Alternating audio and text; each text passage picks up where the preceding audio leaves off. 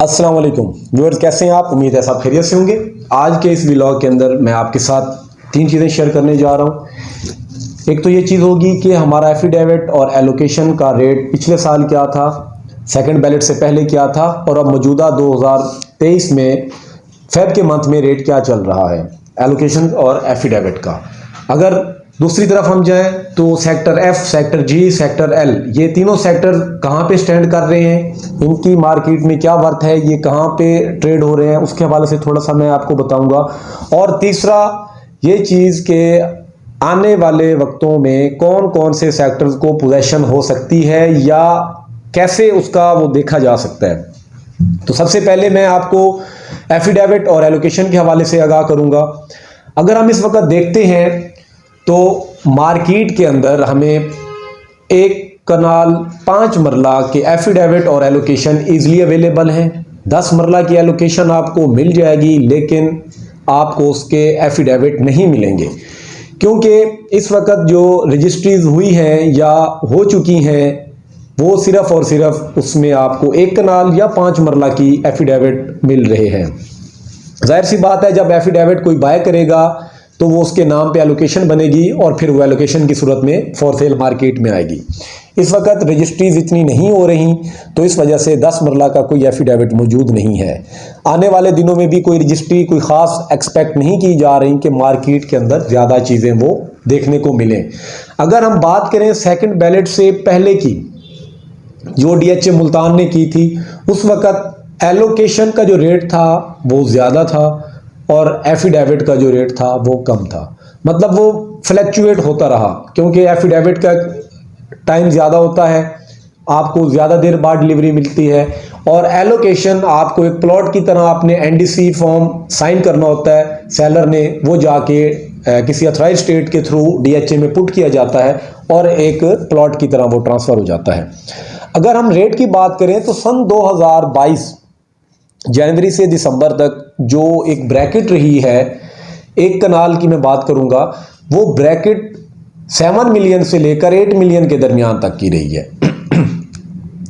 अगर एफिडेविट का रेट था 80 लाख 8 मिलियन, तो आपकी जो एलोकेशन रही है वो सेकंड बैलेट के बरक्स चल रहा है। फिलहाल आपकी एलोकेशन उससे 2 लाख सस्ती है।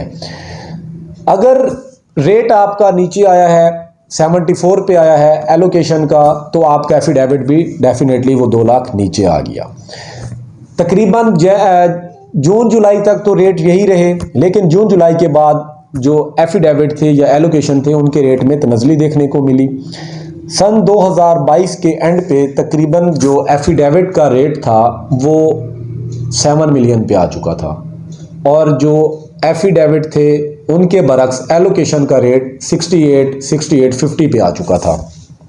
लेकिन वक्त के साथ साथ जैसे दिसंबर ख़त्म हुआ और जनवरी 2023 स्टार्ट हुआ, तो एलोकेशन और एफिडेविट के रेट एक कनाल के और ज़्यादा कम हो गए। और ज़्यादा कम कितने हो गए, या अब इस वक्त फेब 2023 में क्या रेट चल रहा है, तो आज का जो रेट है इस वक्त आपको एफिडेविट एक कनाल 64 लाख या 64,50,000 के राउंड अबाउट आपको मिल रहा है, मतलब 64 से 65 की ब्रैकेट में। और जो आपकी एलोकेशन है वो आपको 62, 62.5 या 63 तक वो मिल रही है। और दूसरी तरफ अगर हम देखें इनकी अवेलेबिलिटी को लेकर, वो चीज़ मैं आपसे शेयर कर चुका हूं कि इस वक्त जस्ट आपको एक कनाल या 5 मरला की चीज़ें मिलेंगी, 10 मरला के हवाले से आपको कोई चीज़ नहीं मिलेगी। एलोकेशन तो किसी भी टाइम अवेलेबल हो सकती है।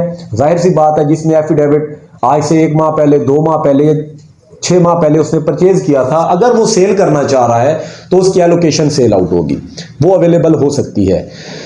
तो दूसरी तरफ अगर हम देखें कि इनके रेट्स कैसे वो तयन किया जाता है, कि एफिडेविट का रेट, कुछ दोस्त ये सोच रहे होंगे कि हमने वो बाइंग करनी है लेकिन रेट थोड़ा नीचे आ जाए तो फिर हम बाइंग की तरफ जाएंगे और हम थर्ड बैलेट में जाके अपेयर होंगे। तो मेरे ख्याल से इससे ज़्यादा रेट नीचे नहीं आ सकता कनाल एफिडेविट या एलोकेशन का, क्योंकि ये जो रेट होता है ये बाकी सेक्टर्स पे बड़ा इम्पैक्ट डाल रहा होता है, या बाकी नॉन पोजेशन सेक्टर्स इसके रेट पे बड़ा वो इम्पैक्ट डाल रहे होते हैं। अगर आप देखें इस वक्त आपको एफिडेविट मिल रहा है 64 का, तो आपको सबसे सस्ता प्लॉट अगर हम बात करें एक कनाल का जो मौजूद है मार्केट में, वो भी 64 प्लस या 64 से हल्का सा माइनस आपको मिल जाएगा। अगर आप समझते हैं कि जी मार्केट में एफिडेविट या एलोकेशन का जो रेट है वो 6 मिलियन या 6 मिलियन माइनस भी एक्सपेक्ट कर रहे हैं, तो ऐसा कतई तौर पे नहीं हो सकता। लेकिन हालात का कुछ नहीं कह सकते कि मुल्क किस तरफ जाए, लेकिन एक्सपेक्टेड नहीं है। अगर आप ये एक्सपेक्ट कर रहे हैं तो इट मीन्स जो DHA मुल्तान की मार्केट है वो और स्लम की तरफ चली जाएगी, उसमें रेट और डाउन हो जाएंगे।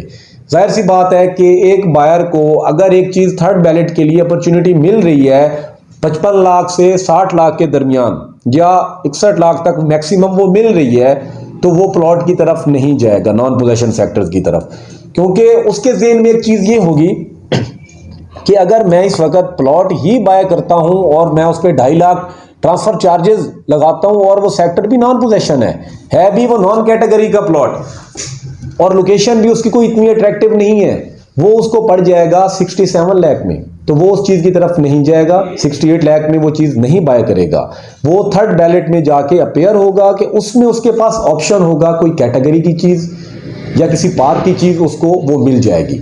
इसके अलावा अगर हम देखते हैं sector F, sector G, sector L के रेट्स क्या चल रहे हैं। सेक्टर G रिंग रोड से ऊपर का पहला सेक्टर है। इसके आप अगर देखें बाएं तरफ 150 फीट है, नीचे भी 150 फीट का रोड है और एक साइड पे मेन बुलेवार्ड इसको लग रहा है। जो इसके प्लॉट्स हैं आपको 8 मिलियन प्लस में मिल रहे हैं मार्केट में। डेवलपमेंट चार्जेस इसके स्टार्ट हो चुके हैं कुछ प्लॉट्स के और कुछ के नहीं हुए। 8,75,000 तकरीबन मैक्सिमम पे आउट हो चुके हैं। और सेक्टर F का जो रेट है वो इससे कदरे 3-4 लाख अगर हम देखें तो वो कम है। पिछले साल जो रेट रहा है इसका वो अच्छा खासा रहा है, लेकिन अब मार्केट में आपको ये 75 to 80 के दरमियान नॉर्मल प्लॉट मिल जाता है। सेक्टर L इससे भी अगर देखें तो कंपैरेटिवली इन दोनों सेक्टर से कम रेट पे आपको वो मिल जाएगा। उसका रेट आपको 7 मिलियन से ऑनवर्ड मिल जाएगा। उसमें वो जो जिनके डेवलपमेंट चार्जेस स्टार्ट हैं उनका रेट आपको कम मिलेगा, जिनके डेवलपमेंट चार्जेस अभी ज़ीरो हैं उनका रेट आपको थोड़ा बेहतर मिल जाएगा। अब तीसरी चीज़ ये थी कि कौन से सेक्टर्स को इन फ्यूचर पोजीशन एक्सपेक्टेड है। एक तो मैंने आपके साथ सेक्टर I डिस्कस किया था कि उसकी एक्सपेक्टेड है एक कनाल की। अगर आप देखिए जिन सेक्टर्स के डेवलपमेंट चार्जेस तकरीबन 21 लाख पूरे होने को हैं, 15,75,000 तकरीबन अब सेक्टर I के जा चुके हैं, तो इसकी पोजीशन एक्सपेक्टेड इसलिए है कि इसको तकरीबन 21 लाख के वो प्लॉट्स हो चुके हैं और ये ड्यूरेशन DHA उसके मुताबिक ही सेट करता है और उसी सेक्टर पे उसके मुताबिक वो इम्प्लीमेंट करता है। अब तक यही चीज़ें देखने को आई हैं कि जिस सेक्टर के डेवलपमेंट चार्जेस तकरीबन पूरे हो चुके हैं उसको वो पोजीशन साथ साथ देता जा रहा है। तो सेक्टर I के जो डेवलपमेंट चार्जेस हैं वो बहुत करीब हैं। इसी तरीके से 8 मरला की अगर हम बात करते हैं तो 8 मरला का लास्ट ईयर सुना था कि उसको पोजीशन देंगे, लेकिन नहीं हो सका, तो शायद इस साल एंड पे पॉसिबिलिटी है दे दें, लेकिन अभी कोई इस तरीके से कैलेंडर हमारे साथ शेयर नहीं किया गया। तो इंशाल्लाह ऐसी चीज़ें और के साथ आप लोगों के साथ मैं शेयर करता रहूँगा। उम्मीद है आप मेरे साथ बने रहेंगे। अगर कोई चीज़ आपने पूछनी होती है तो आप मेरे साथ डिस्कस कर लिया करें मेरे दिए गए व्हाट्सएप नंबर पर या कमेंट कर दिया करें। अगली वीडियो तक के लिए इजाज़त दीजिए। अल्लाह हाफिज़।